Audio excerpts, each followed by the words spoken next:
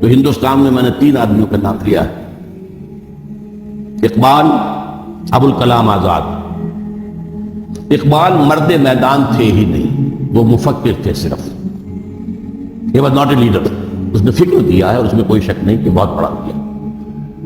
ابوالکلام میدان میں آئے 1913 میں، انہوں نے حزب اللہ قائم کی 1913 میں، اور اس کا مقصد کیا تھا؟ حکومت الہیہ کا قیام.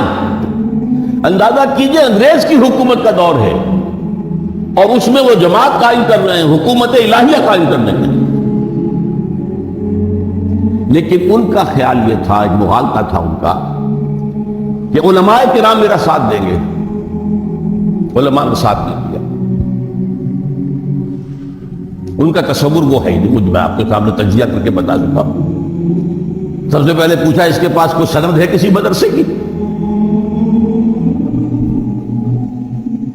یہ ہمارے کسی مستند شیخ کے ساتھ اس کی تربیت ہوئی ہے؟ حالانکہ ایک بہت بڑی عظیم ترین دینی شخصیت مولانا محمود حسن اسیر مالٹا رحمت اللہ علیہ، جنہیں میں 14ویں صدی ہجری کا سب سے بڑا مجدد مانتا ہوں، وہ ان کی پشت پر. اور 1920 میں جمعیت علماء ہند کا جو دوسرا سالانہ اجلاس ہوا دلی میں، اس میں یہ تجویز پیش کی حضرت شیخ الہند نے کہ اب ابوالکلام کو امام الہند مانو، اس کے ہاتھ پر بیٹھ کرو. علماء تیار نہیں ہوئے. بددل ہو کر ابوالکلام نے وہ بستر لپیٹا حزب اللہ کا، اور وہ کانگریس میں جا کر ایک فریڈم فائٹر کی حیثیت سے اپنے زندگی گزاری.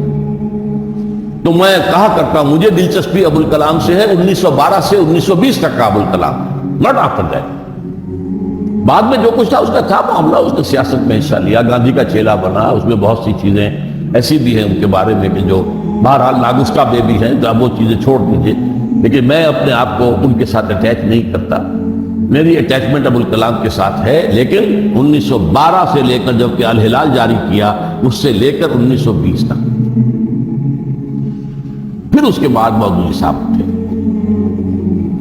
ان میں محنت کا جذبہ بہت تھا. یہ انہوں نے بھی جماعت اسلامی قائم کی، اور اس کا جو دستور پہلا بنا تھا اس کا عنوان یہی تھا، حکومت الہیہ کا قیام. اور یہ بھی بڑی جرات کی بات ہے. انگریز کے دور میں یہ بات کہنا گویا کہ بغاوت تھی. انگریز کی حکومت کی بجائے اللہ کی حکومت چاہتے ہیں. لیکن انگریز جو ہے سیکنڈ ورلڈ وار میں اتنا کمزور ہو چکا تھا، اسے جانا ہی تھا یہاں سے. اور دوسرے انہوں نے سوچا کہ ابھی ان کے ساتھ چند آدمی ہیں، 200-250 آدمی ہیں، تو یہ کیا کر لیں گے، کون سا تیر مار لیں گے، لہٰذا انہیں چھیڑا نہیں. ورنہ بغاوت ہے، کلمہ بغاوت ہے. انہوں نے کھل کر کہا انگریز کی فوج کی ملازمت حرام، بلکہ انگریز کی دوسری ملازمت بھی حرام. یہ انقلابی بات مولانا مودودی کی شاید آپ نے کبھی سنی نہ ہو. انہوں نے اجازت دی تھی جماعت اسلامی کے لوگوں کو کہ ہاں جو پبلک یوٹیلیٹی کے اور پبلک کی سروس کے محکمے ہیں، ریل ہے، ڈاک ہے، اس کی ملازمت ہو سکتی ہے. اس کا جو حکومت کا نقشہ ہے سول سروس ہے نہیں. اس کا عدالتی نظام جو اللہ کی بجائے کسی اور قانون پر فیصلے کر رہا ہے، جج بیٹھا ہوا فیصلہ کر رہا ہے. وَمَن لَّمْ يَحْكُم بِمَا أَنزَلَ اللَّهُ فَأُولَٰئِكَ هُمُ الْكَافِرُونَ. جو اللہ کی اتاری ہوئی شریعت کے مطابق فیصلے نہیں کرتے وہی تو کافر ہیں. جو وکالت کر رہے ہیں اللہ کے قانون کے بجائے دوسرے قانون کی، کون ہے یہ؟